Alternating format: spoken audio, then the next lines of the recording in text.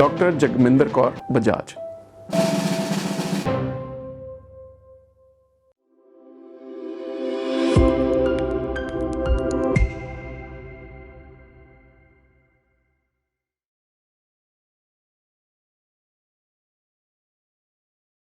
सिर दुखा तो एनाल्जिन, बुखार हुआ तो क्रोसिन, मांसपेशियों में खिंचाव आया तो एमआर। एक साधारण भारतीय के लिए दवाइयों को लेकर लगभग इतनी सी जानकारी है, लेकिन दवाइयों के पीछे भी एक दुनिया है। दवाइयों के पीछे एक साइंस है। कौन सी दवा कौन सी बीमारी को ठीक करेगी, किस तरह से ठीक करेगी, क्या असर करेगी, क्या दुष्प्रभाव होंगे, इस साइंस को कहा जाता है फार्माकोलॉजी। आज हम आपकी मुलाकात कराने जा रहे हैं Punjab institute of medical sciences Jalandhar की फार्माकोलॉजी डिपार्टमेंट की एचओडी डॉक्टर जगमिंदर कौर बजाज जी से। डॉक्टर साहब, आपका बहुत बहुत स्वागत है जी। Thank you so much. जितना आसान देखने को ये नज़र आता है कि एक दवा जो गोली है, हम जाते हैं और मेडिकल स्टोर से खरीद कर ले आते हैं, लेकिन जैसे आपसे बात हो रही थी कि ये एक बहुत बड़ी साइंस है। दवाइयों के ऊपर पहले रिसर्च होती है, फिर उसकी एक फॉर्मुलेशन तैयार होती है, फिर दवाई बनती है। फार्माकोलॉजी क्या है और इसका क्या महत्व है, इस बारे में जानकारी दें जी। Pharmacology actually we say it is the science of drugs जी। स्टडी ऑफ ओलॉजी कहीं भी आएगा तो study, pharma word is for drugs, ठीक है। And interestingly it is the study of how the drug is prepared जी। How it enters into the body जी। कैसे बॉडी के अंदर मूव करती है, साइट ऑफ अगर सिर दर्द है सिर में पहुंचेगी, पेट दर्द है पेट में पहुंचेगी, लेग में पेन है, how it reaches its site of action, okay, then how it exerts its action, फिर इसको बॉडी के बाहर भी जाना है। अच्छा। तो how it leaves the body because it can't stay in the body for long. तो ये सब कुछ in addition to that benefit तो दिया, हेडेक तो ठीक कर दिया, मसल रिलैक्सेशन कर दी, सब कुछ कर दी, बट एक फार्माकोलॉजी वर्ड अगर आप देखेंगे HARM नजर आएगा इसके। तो कोई भी ड्रग ऐसी नहीं है जिसका हार्म ना हो। तो in addition to useful effects of the drug, how drug is prepared, how it relieves our pains and aches and our sufferings, what is important is what are its harmful effects, अच्छा जी, and how to prevent them, दुष्प्रभावों से कैसे बचें। बिल्कुल, means harm is integral part of pharmacology। अच्छा। every drug overdose हो गई, every drug is a poison in overdose, and every poison, many poisons can be used if dose is accurate। arsenicals, organic mercurials हम use करते हैं बहुत सारी conditions. इसका मतलब ये हुआ कि जहाँ पहले दवाई बनाने से पहले ये देखना बहुत ज़रूरी है कि ऐसी कैसी फॉर्मुलेशन तैयार की जाए जो दुष्प्रभाव कम से कम करे और बीमारी को ज़्यादा ठीक करे। जी। बेनिफिट वर्सेस रिस्क एनालिसिस कर लेते हैं। अगर बेनिफिट ज़्यादा है तभी देनी है, अगर रिस्क ज़्यादा है तो नहीं देनी। जी। तो इसका मतलब ये हुआ कि जिस तरह से MBBS में बाकी सब्जेक्ट भी इम्पॉर्टेंट हैं, नो डाउट, कि बीमारी को असेस करना, डायग्नोज करना क्या है, वहाँ ये बहुत ज़्यादा इम्पॉर्टेंट, मोस्ट इम्पॉर्टेंट है कि दवा कौन सी दी जानी है। जी बिल्कुल। इसके ऊपर जो है वो रिसर्च लगातार चलती रहती है, लगातार ऑनगोइंग प्रोसेस है और एक लंबी और कॉस्टली प्रोसेस है। Development of drugs is not simple. Develop करने के लिए ड्रग पहले सारी डिजीज प्रोसेस को समझा जाता है कि कौन से रिसेप्टर, कौन से एंजाइम, कौन सा मैकेनिज्म खराब हुआ है और कहाँ पे इस प्रोसेस को फिजियोलॉजिकली चल क्या रहा था, क्या अब नॉर्मल हो गया, पैथोलॉजी हो गई, और इसको कहाँ पे इंटरवीन करके हम करेक्ट कर सकते हैं। That is what pharmacology is. वो स्टडी करके कौन सा मॉलिक्यूल है जो इस प्रोसेस को यहाँ पे इंटरवीन करेगा, तो वो डेवलप किया जाता है। फिर उसकी एनिमल स्टडीज़ होती हैं, सालों साल, 20-20 साल तक चलती है ड्रग रिसर्च। बहुत सारे मॉलिक्यूल शुरू होते हैं, very few of them reach the status of medicine. अच्छा। बिकॉज एनिमल्स में सेफ आ गए, फिर ह्यूमंस को देंगे। ह्यूमंस में भी हम क्लिनिकल ट्रायल्स के 4 फेजेस करते हैं।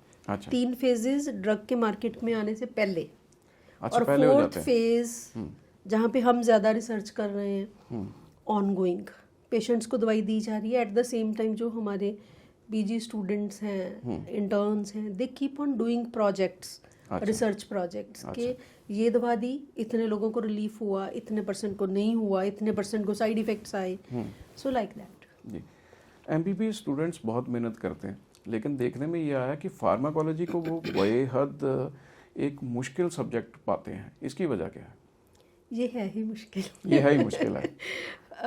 मुझे याद आ रहा है, हमारे एक डायरेक्टर साहब होते थे पिम्स में, जो गवर्नमेंट की तरफ से होते थे सर। तो whenever he visited our department during an inspection और एनीथिंग, ही इज कि मुझे फार्मा सबसे मुश्किल लगती थी।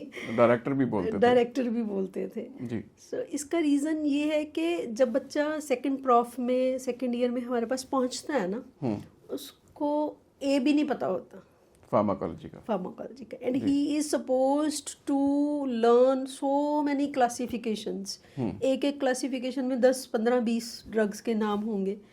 तो थ्रू आउट द ईयर उसको 2500 के आसपास ड्रग्स के नाम, with how it moves in the body, how it cures the disease और रिलीव्स द सिम्टम्स। 2500 ऑलमोस्ट एक साल में। जी। तो how it leaves the body, what are its side effects, in which conditions it is to be used and in which conditions it is contraindicated.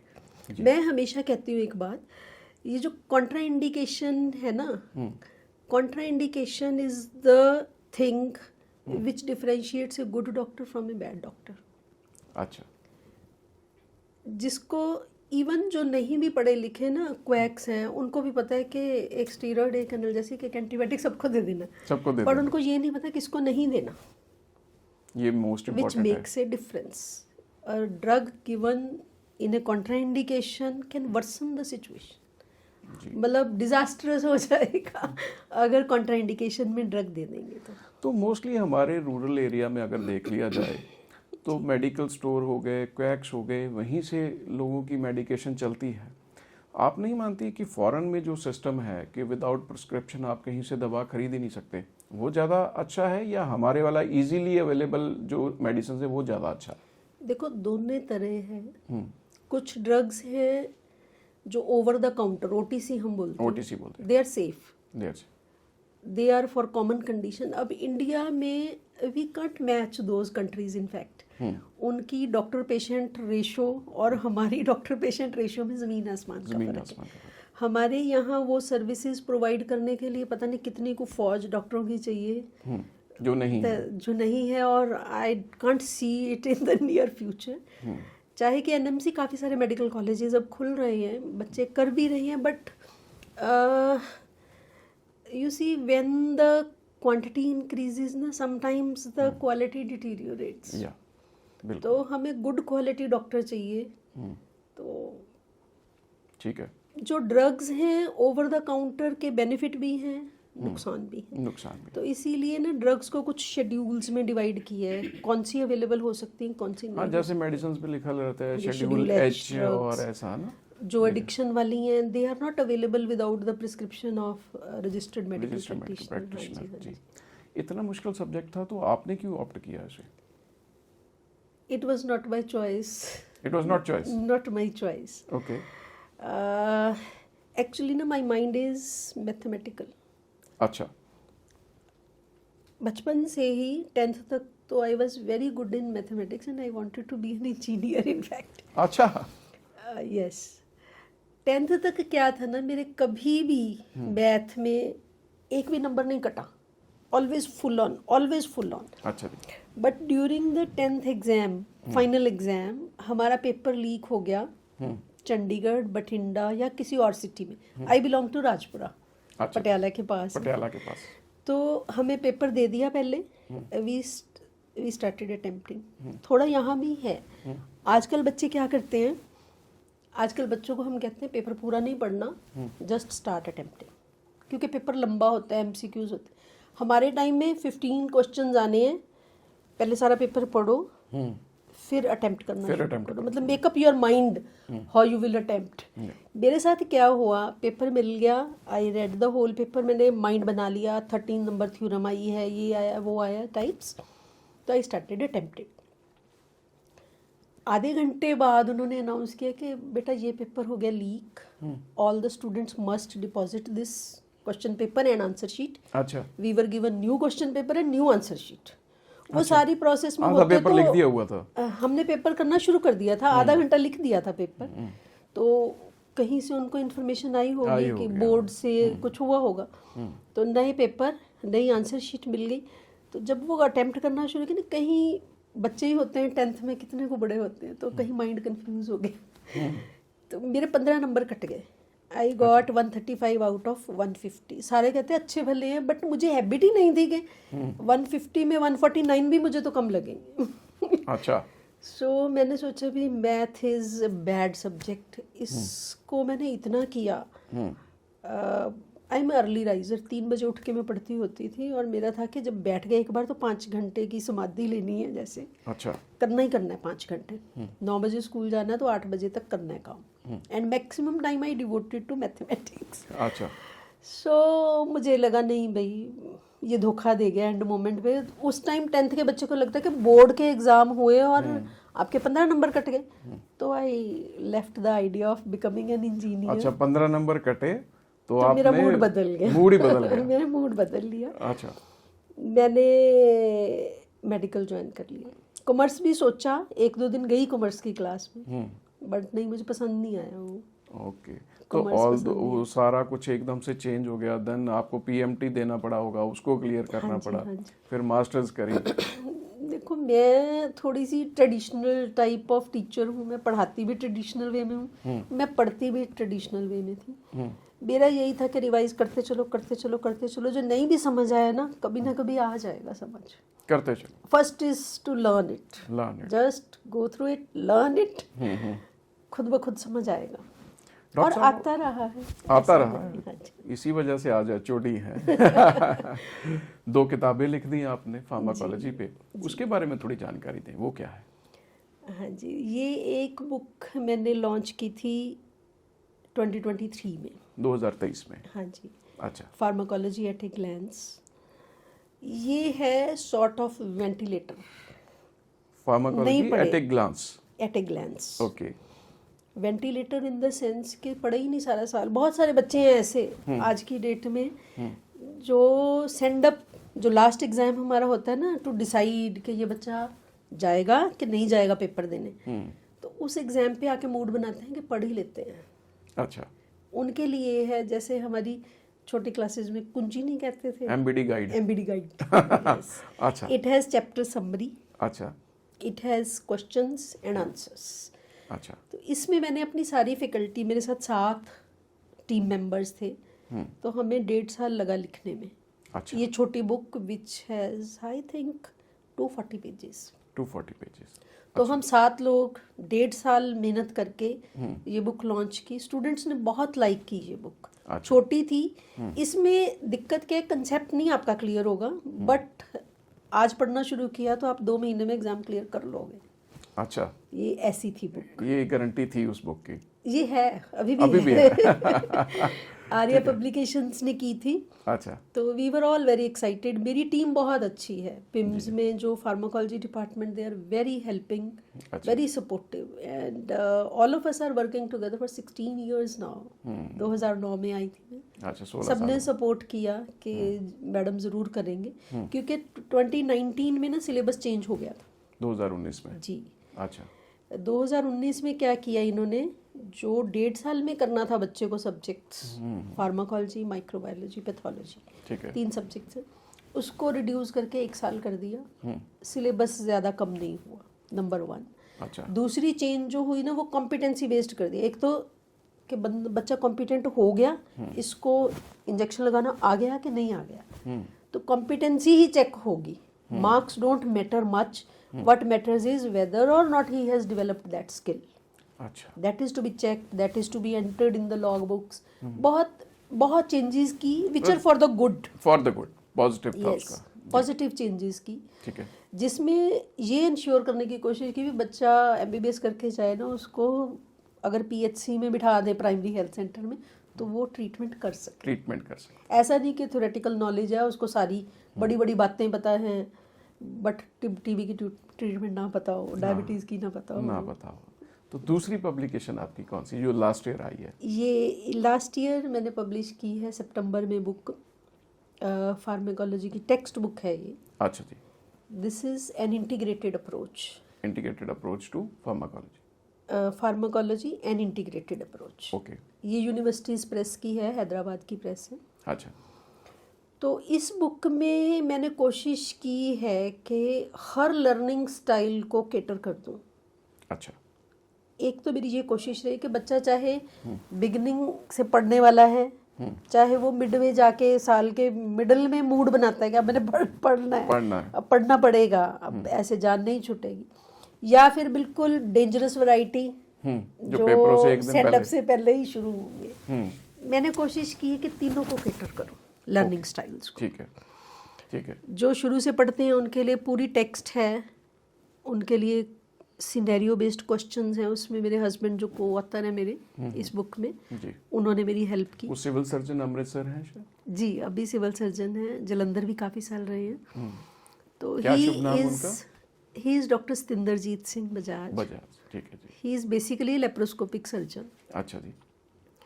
तो हमारा जैसे basic subject है, मैं 26-27 साल से टीचिंग में ही हूँ। Teaching and research is my main job profile.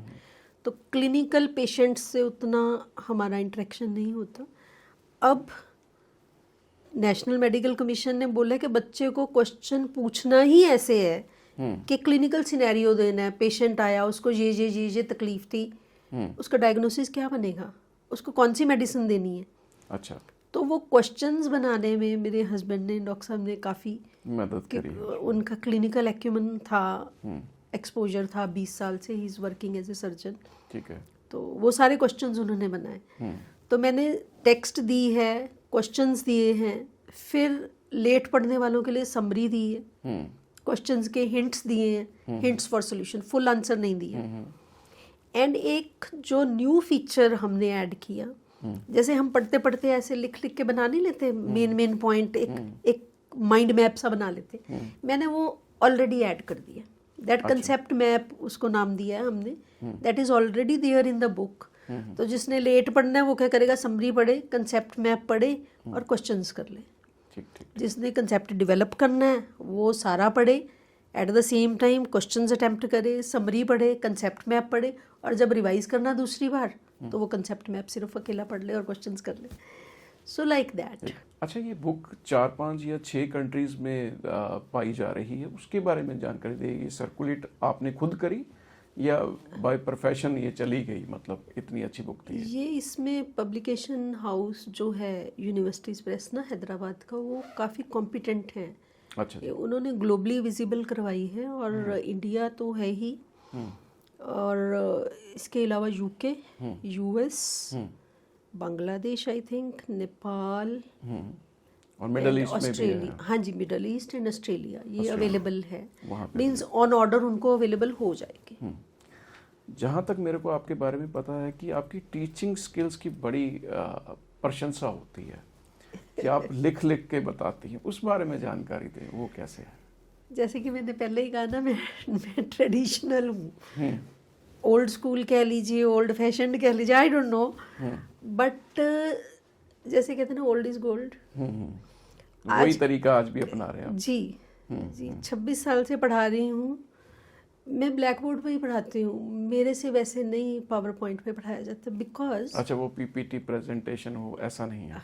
हाँ, वो बच्चों के लिए नहीं यूज़ करती, पीजीज को पढ़ा देते हैं, या फैकल्टी डेवलपमेंट प्रोग्राम्स चलते हैं ना जैसे कोई हमारे, तो उसमें तो पीपीटी से ही करना होता है। Means if your audience is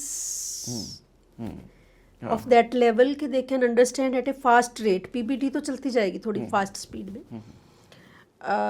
मैं ब्लैक बोर्ड पे पढ़ाती हूँ, तो सॉर्ट ऑफ मैं बच्चों के लेवल पे उतर आती हूँ, इसको बेचारे को पता नहीं है अब जैसे मैंने फार्मा मैंने बताया ना कि फिजियोलॉजी है जो नॉर्मल चल रहा है बॉडी में, तो मैं पहले वो बच्चे फर्स्ट ईयर में पढ़ के आते हैं, मैं पहले उनको वहाँ बिठा लेती हूँ भी बोल बच्चा क्या पढ़ के आया है, किडनी क्या करती है। आज ही जैसे लेक्चर मैंने डायूरेटिक्स का लिया, तो मैं कभी बता किडनी में यूरिन बनता कैसे है, पहले तो वो बताएगा, फिर मैं बताऊंगी कि दवाइयाँ इसको कहाँ पे कैसे चेंज कर रही हैं। ठीक है। तो उसमें थोड़ी स्पीड कम हो जाती, थोड़ा बच्चे इंटरेक्ट करते हैं, डरते भी हैं, मैं झूठ नहीं अंडरस्टैंडिंग भी बढ़ती है बोलूँगी, मेरे हाँ डरते भी हैं, क्योंकि वो थोड़ी सी हमारी मजबूरी होती है टीचर्स की बच्चों को डराना, otherwise they won't allow us to speak. 1 घंटे की क्लास है, वो कहाँ बोलने देंगे हमें, कहाँ बोलने देंगे, है ना। तो बीच बीच में थोड़ी सी मैं स्टोरीज भी सुना देती हूँ मैं, जैसे जैसे कहते हैं ना किडनी को जी 1/4 कार्डियक आउटपुट, हार्ट जितना भी ब्लड पंप करता है उसका 25% किडनी को मिल जाता है। तो मैं कहती हूँ किडनी जो ना लाडला बच्चा है हार्ट का, इसको 1/4 की आदत है, जब भी कभी हार्ट को कोई डिजीज हुई तो किडनी ने तूफान उठा देना, इसने सारे सिस्टम एक्टिवेट कर देना, मुझे 1/4 चाहिए। तो ऐसे कोई स्टोरी सी बना के कुछ ना कुछ एक तरीका है उनको अंडरस्टैंड कराने का, सो दैट हार्डकोर टेक्स्ट तो पढ़ानी ही पड़ती है, बट उसको थोड़ा सा मॉडिफाई अपने वे में ओवर द इयर्स। और मेरे मेंटोर रहे डॉक्टर केसी मिश्रा थे हमारे, अच्छा जी, जब मैं MBBS करती थी उनसे I am very much inspired. उनका स्टाइल ऐसा था कि वो फार्माकोलॉजी को मैथमेटिक्स, मैंने कहा जैसे मेरा माइंड मैथमेटिक्स है, but body is not a mathematical problem, that is body responds in its, उसमें लेट नहीं होता कुछ, लेट साइन कॉस थीटा ऐसा कुछ नहीं है, नहीं लेट कुछ नहीं, नेचुरल तरीके से चलता है सारा, तो लेट वाली बात जितना हो सके मैं इसको लॉजिकल वे में एक्सप्लेन करती हूँ, सो दैट जितना लॉजिक लगेगा उतना रिटेन करना बच्चों के लिए इजी हो जाए, जो बाकी फिर लर्न करना है वो तो करना ही पड़ेगा, नो चॉइस।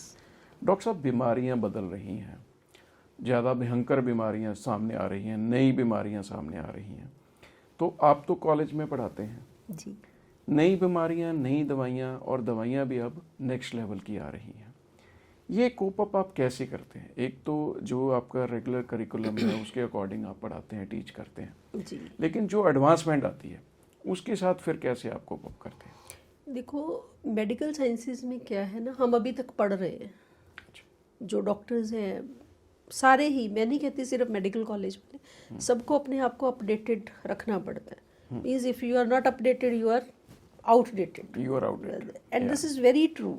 हमारे कंटिन्यूड मेडिकल एजुकेशन प्रोग्राम्स चलते रहते हैं, जर्नल्स हैं, रिसर्च है। बच्चों को जहाँ तक MBBS की बात करें, उनको ये है कि बेसिक्स समझ आ जाएं, अगर बेसिक्स क्लियर है तो they can read on their own. Library में जाके बहुत सारे जर्नल्स हैं जो NMC ने मैंडेट किया हुआ है कि इतने जर्नल्स, इतनी बुक्स होनी चाहिए, ई जर्नल्स हैं। तो आजकल के बच्चे बहुत स्मार्ट हैं, बहुत स्मार्ट हैं हम लोगों से, उनको पता है कि भी क्या पढ़ना है और क्या छोड़ना है। हम लोगों को नहीं पता होता था, हम तो पूरा ही सारा पढ़ते थे, तो फिर धीरे धीरे डिलीट करते थे। अब मैं क्लास में उनको बताती हूँ, मैं तुम्हें इतना बता रही हूँ, जिसको समझ आ गया वेरी गुड, जिसको थोड़ा कम समझ आ रहा है वो इतना लर्न कर ले, जिसको फिर भी नहीं आ रहा इतना तो मस्ट है, हाँ जरूरी है। वही अप्रोच मैंने अपनी बुक में रखी है, इतना भी दिया है इतना भी दिया है, और बिल्कुल बेयर मिनिमम जो मस्ट नो है वो भी दिया है अलग करके। इनकी पॉपुलैरिटी की वजह मेरे ख्याल में शायद यही है कि इजीली डाइजेस्टेबल है, मतलब सभी जो स्टूडेंट्स हैं उनको समझ आ रही है। पहले तो वो बनाई कुंजी दी आपने, वो तो कुंजी बना दी, बट उसमें मुझे प्रोफेशनल सेटिस्फेक्शन उतनी नहीं हुई कि अगर कोई बच्चा पूरा कंसेप्ट समझना चाहता है उसको नहीं पता चलेगा।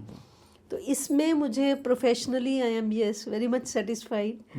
बहुत मेहनत लगी, 6.5 साल लग गए ये बुक लिखने में। यस, अच्छा। मैंने एक एक पेज खुद लिखा है, मेरे पास 11-12 रजिस्टर्स लिखे हुए हैं नोट्स के। अच्छा जी। फिर उसको टाइप भी खुद ही किया, और मेरी टाइपिंग स्पीड 3 टाइम्स हो गई है since I wrote this book. Yes, PDF edit किया, उनके कॉपी एडिटर्स हैं who are PhD in English, language experts हैं पब्लिकेशन वालों के, they edited it for 3 times इस बुक को जी। ठीक है। फिर इसमें एक एक जो डायग्राम्स है, फार्माकोलॉजी ना थोड़ा टेक्सचुअल सब्जेक्ट है, डायग्राम्स ज़्यादा नहीं होते बुक्स में। अच्छा। तो मैंने अपनी इमेजिनेशन से, जैसे मैं बच्चों को क्लास में देती हूँ वैसे ही डायग्राम्स बनाए जी, मैकेनिज्म एक्सप्लेन करने के लिए। फिर डायग्राम्स को कंप्यूटराइज करवाया, अच्छा। हैंड ड्रॉन डायग्राम्स, फिर वो कंप्यूटराइज हुए, कंसेप्ट मैप्स एक एक मैंने खुद बना के भेजा। फिर मिस्टर रुपिंदर सिंह वालिया हैं मोहाली में, कंप्यूटर के एक्सपर्ट, उन्होंने फिर ये सारा किया। ठीक है। तो एक एक डायग्राम को आई रिमेम्बर 4-4 5-5 घंटे लगते थे। तो इसमें डॉक्टर साहब क्या होता है, ये बुक जो है पाठ्यक्रम में शामिल कर ली गई या रेगुलर, या बच्चे इसको खरीद के अपने लेवल पे पढ़ सकते हैं? अपने लेवल पे पढ़ सकते हैं बच्चे, अपने लेवल पे। पाठ्यक्रम में यूनिवर्सिटी में मैंने सबमिट कर दी है, बाबा फरीद यूनिवर्सिटी है हमारी फरीदकोट में मेडिकल की, तो वाइस चांसलर साहब को मैं दे आई थी, उनकी लाइब्रेरी में भी लिखवा दी। बट उस प्रोसेस को कि it is recommended by university, उसको थोड़ा टाइम लगता है। आपने मेडिकल अपने बारे में नहीं बताया कि आपने एमबीबीएस कहाँ से करी? मैंने एमबीबीएस की गवर्नमेंट मेडिकल कॉलेज पटियाला से, वहीं से एमडी की। 96 पास आउट हूँ। अच्छा, पुराने सैंपल हो गए। ओल्ड इज गोल्ड, असल में बात ये है। ठीक है। फिर उसके बाद मैं जॉब में आई। पहले मैंने जॉब की है गुरु रामदास मेडिकल कॉलेज है अमृतसर, आपको पता होगा। हाँ जी, ये एसजीपीसी वालों का काफ़ी फेमस, बहुत पुराना कॉलेज, प्रेस्टिजियस मेडिकल कॉलेज। जी जी। वहाँ मैंने 6-7 साल जॉब की। उसके बाद फिर ज्ञान सागर राजपुरा के पास ना, राजपुरा चंडीगढ़ रोड पे, जी जी, 3 साल वहाँ की जॉब। ठीक है। और ड्यूरिंग द जॉब मैंने फिर किया post graduate diploma maternal and child health का। अच्छा जी। इग्नोव यूनिवर्सिटी से, Indira Gandhi national open university. हाँ जी। वो किया मैंने 2000 आई थिंक 3 में शायद, I don't remember the year. फिर मैंने रिसर्च के कोर्सेज किए हैं जॉन हॉपकिन यूनिवर्सिटी से। अच्छा। यूएसए में ऑनलाइन किए हैं, बट 3 कोर्सेज किए हैं, बायोस्टैटिक्स का किया है और रिसर्च के किए हैं। कभी ये नहीं लगता कि डॉक्टर बने लेकिन अध्यापन में आ गए, दवाई देने का दिल करता है कभी कि मैं किसी को दवा दूं? दवाई तो खुद ही आजकल इतनी खाते हैं, किसी और को देने की बचनी। ओपीडी में बैठने का, पेशेंट चेक करने का कभी आया नहीं मन में? नहीं, ऐसा नहीं है कि मैंने थोड़ी देर प्रैक्टिस भी की थी, करी थी। But what happens is human mind की ना अडेप्टेबिलिटी काफ़ी ज़्यादा है। टीचिंग में जैसे कह रही हूँ, मैंने बाय चॉइस नहीं फार्मा ऑप्ट किया था, but once I opted I could see its mathematical nature again. एक मेरा फिजिक्स था फेवरेट सब्जेक्ट +1 +2 में, वो भी मैथमेटिक्स ही है एक तरह से। फार्मा में मुझे मैथमेटिक्स लॉजिक नज़र आता था काफ़ी हद तक। अब सब कुछ क्रैम नहीं करना, पहले अंडरस्टैंड करना है, फिर क्रैम तो करना ही करना है। तो फार्मेकोलॉजी मुझे मिली जहाँ मेरा रैंक आया। फर्स्ट अटेम्प्ट मैंने जस्ट आफ्टर इंटर्नशिप ना मैंने दिया एग्ज़ाम पीजी एंट्रेंस, तो मेरा 204 पता नहीं 202 ऐसे रैंक आया। तब सीट्स बहुत कम होती थी जी। तो माय फादर सेड कि whatever is the opportunity is to be availed, is not to be. नहीं, he was not a doctor, he was superintendent in electricity board. Okay. My mother was a teacher. अच्छा। So teaching is तो sort of is in my genes. और क्या था, मैं middle child हूँ, हम 3 बहन भाई हैं। मिडल वाले ना थोड़े सबड्यू हो जाते हैं, या बड़ा बच्चा डोमिनेट कर जाता है या छोटा कर जाता है। तो मैं अपने छोटे भाई को पढ़ाती थी। अच्छा। तो ना मुझे अच्छा मौका मिलता था उस टाइम भी उसको अच्छे से रोब रूप डाल लो, डांट डूंट लो। अब तो ये सुन रहा है मेरी बात। टीचिंग वहाँ से शुरू हुई है? वहाँ से मेरी शुरू हुई। मतलब when I was in 8th I used to teach him, he was in 6th। ठीक है। तो उसके बाद मैंने अपने कजन्स को पढ़ाया जी। अपने खुद के बच्चों को मैंने फिजिक्स भी पढ़ाई है। अच्छा। मुझे संभव मेरे बच्चे तंग होते थे +1 +2 में फिजिक्स में। तो मैंने फिजिक्स मिस्टर प्रदीप खेत्रपाल हैं एक नेट में ना, उनके लेक्चर सुने। 250 के करीब लेक्चर्स हैं उनके, मैंने सुने और बच्चों को पढ़ाया। अपने बच्चों के बाद उनके कई फ्रेंड्स को भी 2-3 साल पढ़ा दिए। फिर ultimately when they went to hostels, तो आई डिसाइडेड कि I should turn back to my subject now. फिर फिजिक्स छोड़ दिया। ठीक। तो फिर फार्मा की तरफ आ गए। बुक लिखने का ये हुआ, मेरे सबकॉन्शियस माइंड में ना कहीं था कि मैं क्या करती थी, जब भी नई बुक लेनी ना, बच्चे ऊपर अपना नाम लिखते हैं, मैं टाइटल के नीचे जैसे थोड़ा गैप रहता है, फिर ऑथर का नाम होता है, शुरू से वहीं लिखते थे। मैं ऑथर का नाम काट देती थी।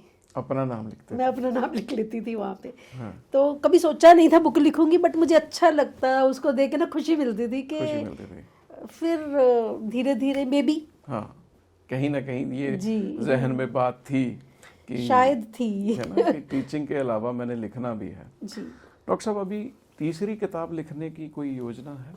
कह रहे हैं सेम पब्लिकेशन हाउस वाले मुझे, दे आर सेइंग कि either right it for nursing, because MBBS और नर्सिंग के सिलेबस में भी थोड़ा डिफरेंस है, और जो चीज़ एमबीबीएस को बहुत डिटेल में बतानी है नर्सिंग को बिल्कुल, बिकॉज उन्होंने सिर्फ मेडिसिन देनी है, मेडिसिन देनी, they don't have to understand how it is working, how it is, उनको मेडिसिन देनी है, उनको जो एडमिनिस्ट्रेशन की हमने टेक्निक और वो उस पर ज़्यादा जोर देना, थोड़ा सा डिफरेंस है।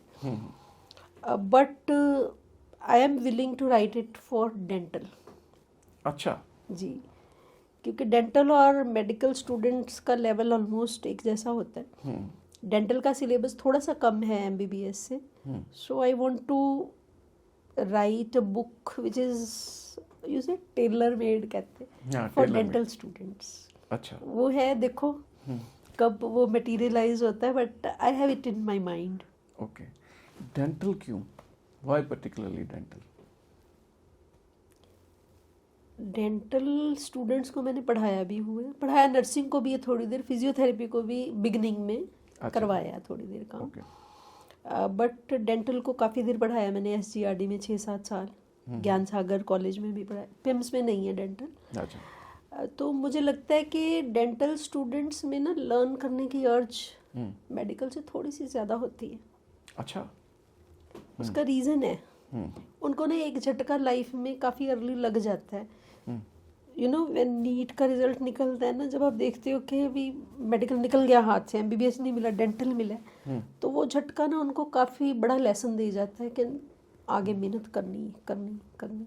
एंड टीथ जो है ना, वेरी इंपॉर्टेंट पार्ट, छोटे से हैं बट आप देखो एक दांत में दर्द हो तो जान निकल जाती है। सो डेंटल की तरफ है मेरा mind, may be another year or so I will write for dental। ये आपने एक बहुत अहम जानकारी दी है।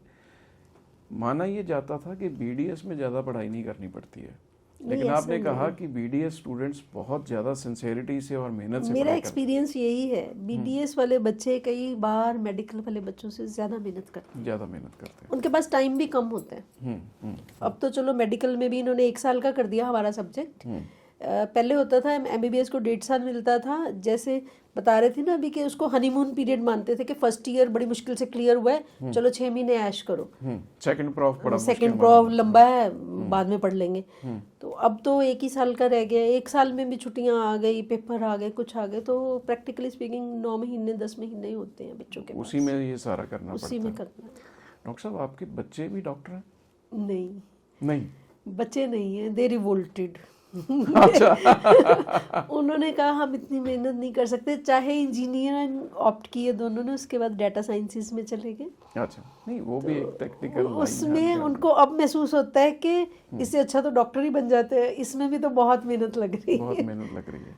अच्छा, बच्चे जो है वो ऑल टुगेदर डिफरेंट लाइन में वो चले गए, वो आपकी वाली लाइन में चले गए जो आप बेसिकली बनना चाहते थे। जी एक्चुअली मेरे हस्बैंड बीइंग सर्जन ना, कभी नाइट ड्यूटी, कभी रात को 3 बजे आ रहे हैं वापस हॉस्पिटल, कभी नाइट पे जा रहे हैं, तो दे सेड के we don't like this lifestyle, so we want fixed working hours. Okay, doctor साहब, आपका क्या मानना है कि पंजाब में डॉक्टर्स की जो कमी है वो कहीं ना कहीं हेल्थ सर्विसेज को प्रभावित कर रही? देखो, क्वालिटी पे इफेक्ट तो आता है। जैसे आप वेस्ट की बात कर रहे थे, वेस्ट में एक डॉक्टर ने एक पेशेंट को 40 मिनट देने हैं, 1 घंटा देना है, यहाँ 5 मिनट भी नहीं है पेशेंट के लिए। ठीक है ना, प्रोटोकॉल क्या कहता है, पहले उसकी डिटेल, जो हम बच्चों को सिखाते हैं, डिटेल्ड हिस्ट्री लो, आधा घंटा तो लगेगा, हिस्ट्री लो, एग्जामिनेशन करो, फिर इन्वेस्टिगेशन। अगर पेशेंट को बोलने का टाइम ही नहीं देंगे हम, वो तो कैसे बता पाएगा? अच्छा, एक और डिफरेंस जो एनएमसी ने बहुत अच्छा किया है, पहले हम क्या करते थे ना, हम कहते थे पेशेंट से बात कैसे करनी है, वो बच्चा देख देख के ही सीख जाएगा, देखेगा सीनियर कैसे बात कर रहा है वैसे करेगा। तो what if senior is talking in A wrong way, अगर आप जिस डॉक्टर को ऑब्जर्व करें वही गलत बात कर रहा है तो आप क्या सीखोगे। अब हम कम्युनिकेशन स्किल्स पढ़ाते हैं। अच्छा। मेरे पास जो बैच अभी आ रहा है MBBS का 24 बैच आ रहा है, 24 में एडमिशन हुई, अभी वो मेरे पास है। ठीक है।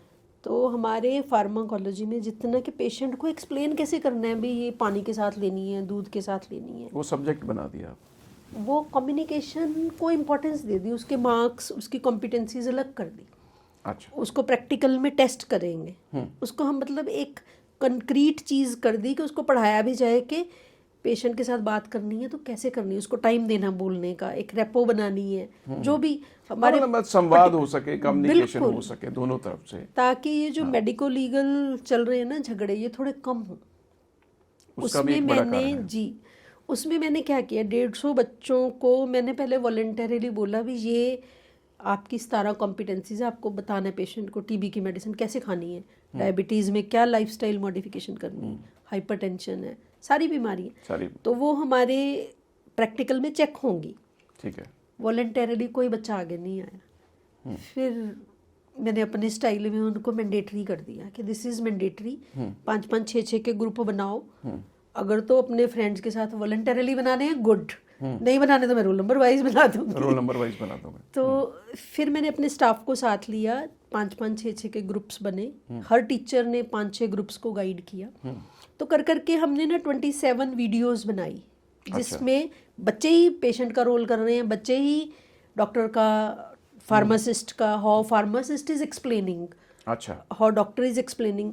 जैसे अपना इनहेलर है कैसे यूज़ करना है, बच्चों को वो भी नहीं आता MBBS में।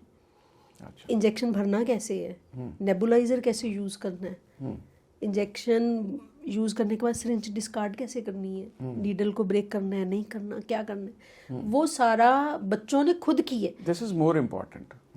इसके साथ साथ बच्चों ने की है, मेडिकल रिप्रेजेंटेटिव आया, उसके साथ डॉक्टर ने बात कैसे करनी है, MR ये के भी एक हमारी फार्मा में एक कॉम्पिटेंसी। मीडिया के साथ कैसे डील करना है, मीडिया जैसे हर चीज़ को वो कर देता है ना, क्या वर्ड यूज़ करूँ, पब्लिसिटी एक्स्ट्रा ऑर्डिनरी दे देता है, बढ़ा देते हैं चीज़ को, बढ़ा चढ़ा के पेश बढ़ा कर चढ़ा दिया। के कई बार। जैसे सिगरेट स्मोकिंग के लिए जी आगे आगे ड्रग आगे आगे, वैसे नहीं होता।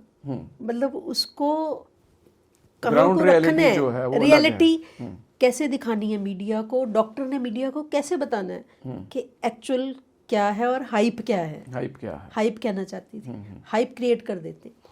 तो how to interact with media, how to interact with public, how to interact with medical representative, ये सारी कॉम्पिटेंसीज हैं फार्मा की, और बच्चों ने बनाई हैं वीडियोस। अच्छा। उन वीडियोस को हम 7 लोगों ने पहले खुद जज किया, उसमें से हमने 17 वीडियोस जो अच्छी वाली हैं, बेस्ट क्वालिटी बनी हमारी तरफ से, वो मैंने अब एक्सटर्नल्स को भेजी हैं। हमारे इधर DMC में डॉक्टर संदीप कौशल हैं, उनको भेजी हैं, और एक बाबा फरीद यूनिवर्सिटी में डॉक्टर अमित जैन है फार्माकोलॉजी के। अच्छा। तो मैंने कहा कि इसमें से फर्स्ट सेकंड थर्ड निकालिए, इसमें ना बच्चों को बहुत मोटिवेशन मिलती है।